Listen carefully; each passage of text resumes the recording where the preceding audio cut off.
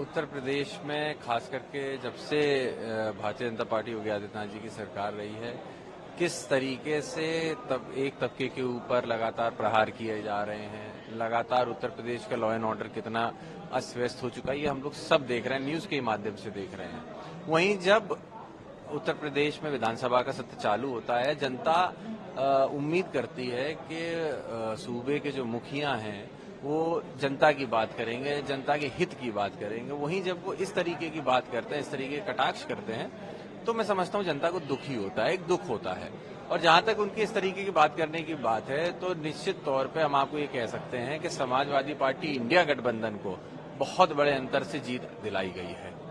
आज जरूरत इस बात की नहीं है कि वो हम लोगों के ऊपर कटाक्ष करें, जरूरत इस बात की है वो खुद इस बात को देखें कि आज उनकी पार्टी के अंदर कितना विरोधाभास पैदा हो रहा है।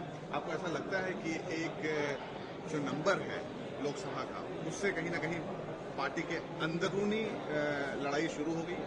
देखिए, वो सारी बातें बाहर निकल के आई हैं। आपने देखा बीते दिनों में किस तरीके से उप मुख्यमंत्रियों का जो रवैया है या व्यवहार है या उनके जो स्टेटमेंट्स थे वो जो उन्होंने दिए हैं, वो सीधे तौर पे सरकार पे कहीं ना कहीं विरोधाभास का एक जिसकी चर्चा हम लोग बहुत समय से कर रहे थे, उसको निश्चित मोहर लगाने का काम कर रहे हैं।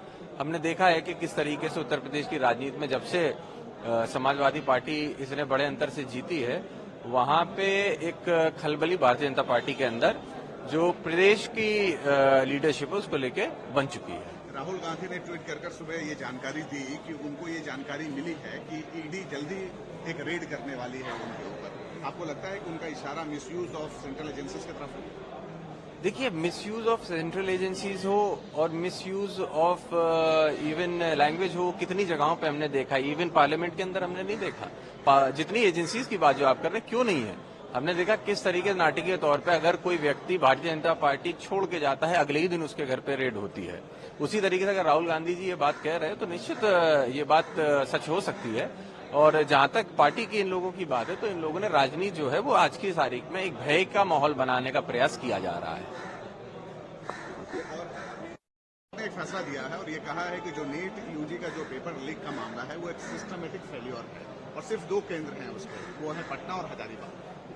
देखिए, जहां तक कोर्ट के फैसले की बात है, इस पे सीधे तौर पे कुछ कहना ठीक नहीं रहेगा, लेकिन मैं निश्चित तौर पे जनता की तरफ से ये बात कह सकता हूं कि जो आज स्थिति बनी हुई है, जिसके अंदर नौजवान हो या उनके माता पिता हो, घर वाले हों, उनके अंदर एक बहुत बड़ा सवालिया निशान पैदा हो चुका है इन परीक्षाओं को लेकर। और खास करके उस परीक्षा जो देश की सर्वोच्चतम परीक्षा मानी जाती हो, उस पर भी सवाल उठ रहे हो, तो सवाल लाजमी है, सरकार को इसके ऊपर जवाब देना चाहिए। सरकार सामने नहीं आती है जवाब देने, कोर्ट को अगर स्पष्टीकरण देना पड़ता है, तो कहीं ना कहीं ये भी सरकार का बहुत बड़ा फेलियर है।